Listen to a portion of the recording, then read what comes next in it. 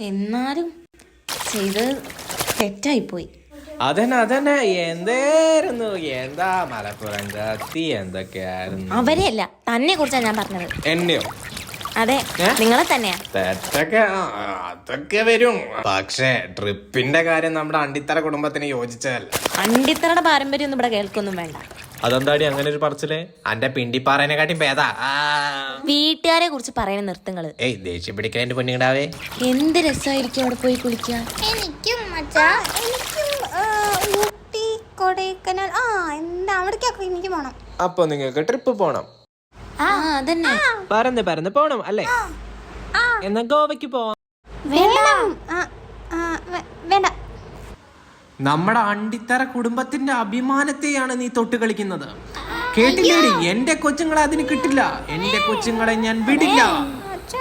നിങ്ങൾ ഈ തന്തവൈബും വെച്ച് നടന്നോ? എല്ലാവരും പുറത്തു പോയിട്ട് എല്ലാം ആസ്വദിക്കുകയാണ്.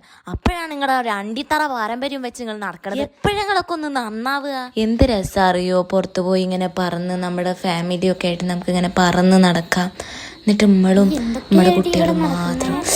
എന്ത് രസാന്നറിയോ. എന്നെ അങ്ങോട്ട് കൊല്ല് പോണോടി. നിങ്ങളെ എന്ന് കെട്ടിയോ അന്ന് മൊത്തം എനിക്ക് ദുരന്ത. എപ്പോഴും തന്നെ എന്ത് കാര്യം പറഞ്ഞാലും അതിന് പോണ്ട, നെഗറ്റീവ് മാത്രം പറയണ ഇങ്ങനൊരു ഭർത്താവ് എനിക്ക് മാത്രമേ ഉണ്ടാവുള്ളൂ. വാ മക്കളെ.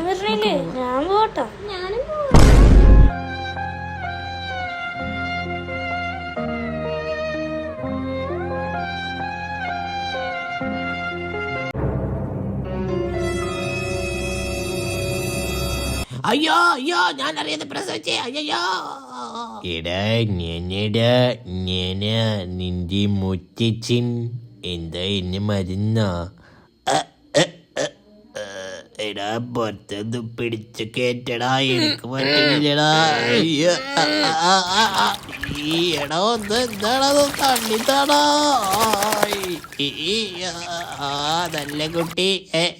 എന്താണത്? എന്താടാ നീ കൊച്ചനെ നീ ഒറ്റയ്ക്ക് വന്നിരിക്കുന്നത്? നിന്റെ ഭാര്യ എന്തൊക്കെയോ പറഞ്ഞല്ലോ. നമ്മുടെ അണ്ടിത്തറ കുടുംബത്തിന്റെ കാര്യമൊക്കെ പറയുന്ന കേട്ട്. എന്താടാ ഇത്?